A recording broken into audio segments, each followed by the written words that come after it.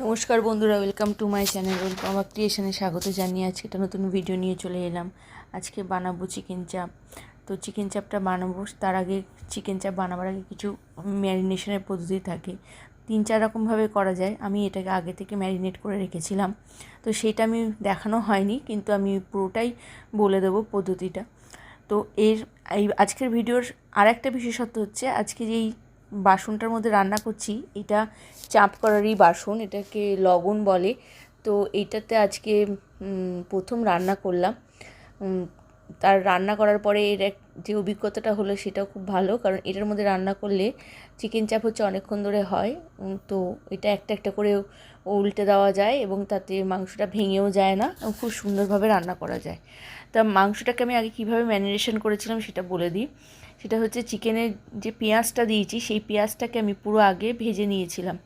ভেজে তারপরে পেঁয়াজ, টক দই, আদা, রসুন আর যাবতীয় মশলা বলতে জিরে গুঁড়ো, ধনে গুঁড়ো, লঙ্কা গুঁড়ো, হলুদ আমি খুব সামান্য পরিমাণে দিয়েছি, কাঁচা লঙ্কা, আর দিয়েছি চাপের মশলা। চাপের মশলাটা মানে বিরিয়ানির যে মশলাটা আমরা বানাই সেই মশলাটাই ঘরে বানানো ছিল, সেটা দিয়েছি।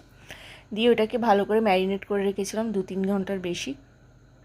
এবার এটাকে আমি এই লবণের মধ্যে তেল দিয়েছি আর হচ্ছে তেজপাতা ফোড়ন দিয়েছি, দিয়ে যে ম্যারিনেশন করা যে মাংসগুলোকে ওটা একে একে দিয়ে দিয়েছি। দিয়ে আমি প্রত্যেকবারই একটু হওয়ার পর পরে চাপা দিয়ে দিচ্ছি, ঢাকনা দিয়ে দিচ্ছি এবং আস্তে আস্তে একটা একটা করে উল্টে দিচ্ছি। সেটা সমস্তটাই দেখানো সম্ভব না, কারণ চাপটা অনেকক্ষণ সময় ধরে হয়, প্রায় 1 ঘন্টার বেশি সময় ধরে কিন্তু এই রান্নাটা হয়। তো এরকম চাপা দিয়ে দিয়ে স্টিমে হালকা আঁচে হয়। এদিকে আমি কাজু আর হচ্ছে চাল মগজ বলে সেইটাকে আলাদা করে পেস্ট করে নেব। এইটা একটু রান্নাটা হয়ে যাওয়ার পর ওটার সঙ্গে মেলাবো। আর এর সঙ্গে আমি মেলাবো হচ্ছে আতর। আর আতর দিইনি আমি এটার মধ্যে, আজকে আতর দিতে ভুলে গেছি। এর মধ্যে আতর দিলেও ভালো হয়, কিন্তু আতরের পরিমাণটা খুব সামান্য। তা আমি এর মধ্যে দেব হচ্ছে এই চারমগজ আর হচ্ছে কাজু বাটাটা দিয়ে দিয়েছি। আর এর আগেতে বলতে ভুলে গেছি, স্কিপ করে চলে গেছিলাম, এর আগেতে দিয়ে দিয়েছিলাম এর মধ্যে রোজ ওয়াটার আর দিয়েছিলাম কেওড়া জল। এবং রোজ ওয়াটার আর কেওড়া জলটার পরিমাণটাও একটু কম করেই দিতে হবে। কেওড়া জল খুব বেশি দিলে কিন্তু তিতকুটে হয়ে যাবে।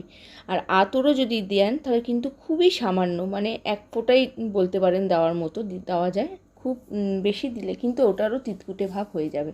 তো এইভাবে দেখুন কীভাবে আমি চাপা দিয়ে দিয়ে এই রান্নাটাকে কমপ্লিট করছি। খেতে খুবই স্বাদের হয়েছিল। রেসিপিটা এইভাবে বাড়িতে একবার ট্রাই করে দেখবেন।